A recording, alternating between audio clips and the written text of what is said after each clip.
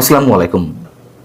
সরকারের অন্যতম প্রভাবশালী উপদেষ্টা আসিফ মাহমুদ সজীব ভুঁইয়াকে নিয়ে কাহিনীর যেন শেষ নেই। একের পর এক গুরুতর অভিযোগ, নানান ধরনের গল্প আমাদের সামনে এসে উপস্থিত হচ্ছে এবং নির্দ্বিধায় এটুকু বলা যায় যে তার বিরুদ্ধে আরো অসংখ্য গুরুতর অভিযোগ আমাদের সামনে আসবে। এটুকু চোখ বন্ধ করে বলে দেওয়া যায়।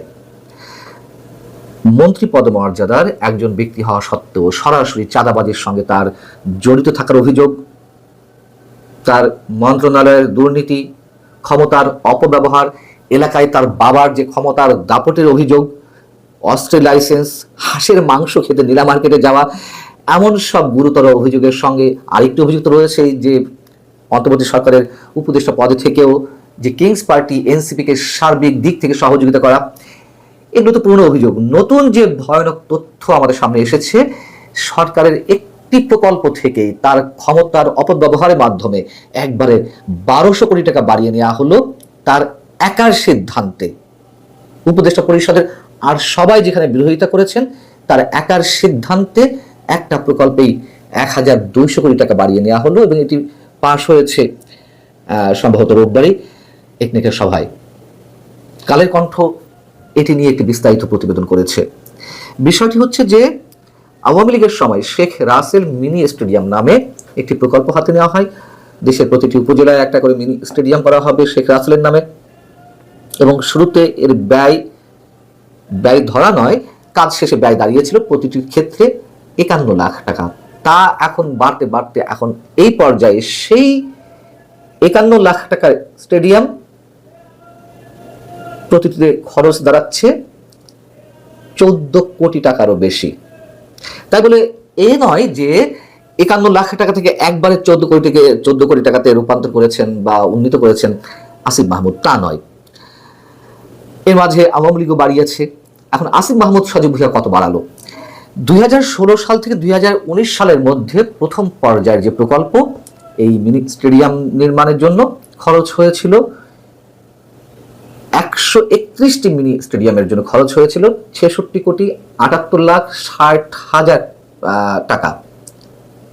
অর্থাৎ প্রতিটির পেছনে ব্যয় দাঁড়িয়েছিল 51 লাখ টাকা। এবং 19 সালে এই প্রকল্পের প্রথম পর্যায় শেষ হওয়ার পর যখন প্রকল্পের দ্বিতীয় পর্যায় শুরু হয়, তখন প্রতিটির ব্যয় আওয়ামী লীগ ধরেছিল 8,86,70,000 টাকা।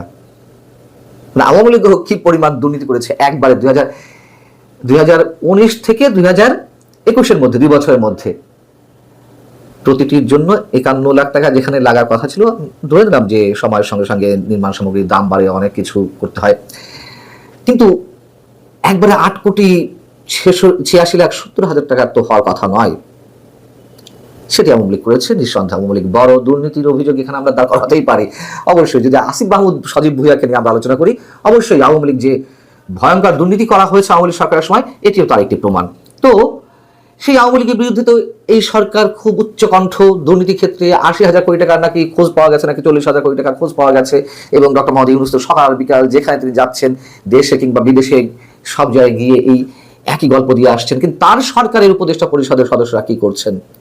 যেই কথিত গণ অভ্যুত্থান বা গণবিপ্লব, তাদের ভাষা অনুযায়ী যা হয়েছে একটা নতুন বাংলাদেশ বিনির্মাণের জন্য, এটি তার নমুনা।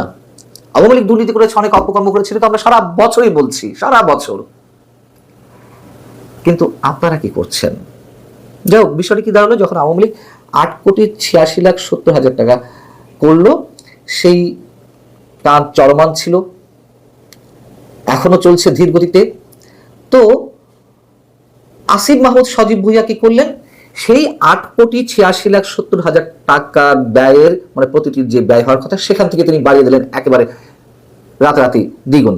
8,86,00,000 থেকে সেটি দাঁড় করালেন 14 কোটিতে প্রতিটি নির্মাণ ব্যয়। এবং এর সঙ্গে সংশ্লিষ্ট একাধিক কর্মকর্তা কালে কণ্ঠকে জানিয়েছেন যে মিনি স্টেডিয়াম প্রকল্পে অস্বাভাবিক ব্যয় বাড়ার কারণে উপদেষ্টা পরিষদের আর সবাই এটি অনুমোদনের বিপক্ষে ছিলেন। কিন্তু আসিফ মাহমুদ সজীব ভুঁইয়া অনার ছিলেন যে এটি পাশ করিয়ে নেবেন, এবং তাই হয়েছে। তার প্রভাব এতটাই যে উপদেষ্টা পরিষদের আর সবাই এর বিপক্ষে থাকলেও তার একার সিদ্ধান্তে এটি পাশ করাতে বাধ্য হন অন্যান্য উপদেষ্টারা। এমনকি আরো জানাই আপনাদের যে কমিশন ব্যয় কিছুটা কমানোর পক্ষে ছিল, অনুরোধ করেছিল যে একটু সংশোধন করা হোক, ব্যয় খানিকটা কম ধরা হোক। তাও হবে না, যা বলা হয়েছে, যা করা হয়েছে তাই করতেই হবে। যুব ক্রীড়া মন্ত্রণালয়ের কাজ, সেটিও তার অধীনে। তাহলে মোট কতটি স্টেডিয়ামের জন্য 1200 কোটি টাকা বাড়ানো হলো? আওয়ামী লীগের সময় সিদ্ধান্ত নেওয়া হয়েছিল যে 186টি উপজেলায় 186টি মিনি স্টেডিয়াম করা হবে শেখ রাসেলের নামে। শেখ রাসেল নাম বাদ দেওয়া হয়েছে এবং আমরা জানি আওয়ামী লীগ যা যা করেছে সব উল্টা পাল্টা করে দেওয়া হচ্ছে। শুধুমাত্র যেগুলোতে এখন খাওয়া দাওয়ার সুযোগ আছে, লুটপাটের সুযোগ আছে, সেগুলো রাখা হচ্ছে এবং তারই অংশ হিসেবে 186টি স্টেডিয়ামের জায়গায় সেটি আবার বাড়িয়ে নেওয়া হলো যে না 201টি করতে হবে। ভালো কথা, 201টি স্টেডিয়ামের মধ্যে আওয়ামী লীগের সময় সম্পন্ন হয়েছে 131টি, বাকি থেকে 70টি। কিছু কিছু কাজ চলমান, খুব ধীর গতিতে চলছে। তো মাত্র 70টি, মাত্র বলে আর বেশি বলে, যাই হোক, মোট 70টি স্টেডিয়ামের জন্য 1200 কোটি টাকা তিনি বাড়িয়ে নিয়েছেন। এখন এই মন্ত্রণালয়ের বা এই প্রকল্পের সঙ্গে যারা জড়িত তারা বলছেন না, আগে তো ভূমি অধিগ্রহণের কোনো বিষয় ছিল না ওই সব স্টেডিয়াম করার ক্ষেত্রে, বা নির্মাণ সামগ্রীর দাম বেড়েছে, এসব অভিযোগ, এইসব অভিযোগ আমরা সবসময় শুনি। আর কিছু কারণ থাকতেও পারে, তাই বলে 6 কোটি থেকে 8 কোটি থেকে সরাসরি 14 কোটি মাত্র 2 বছরের ব্যবধানে, আমাদের কি বা বলা থাকতে পারে? এদিকে আমাদের স্বরাষ্ট্র উপদেষ্টার কাছে সাংবাদিকদের প্রশ্ন ছিল যে চাঁদাবাজদের বিরুদ্ধে কি ধরনের ব্যবস্থা নেওয়া হচ্ছে বা কি করা হবে।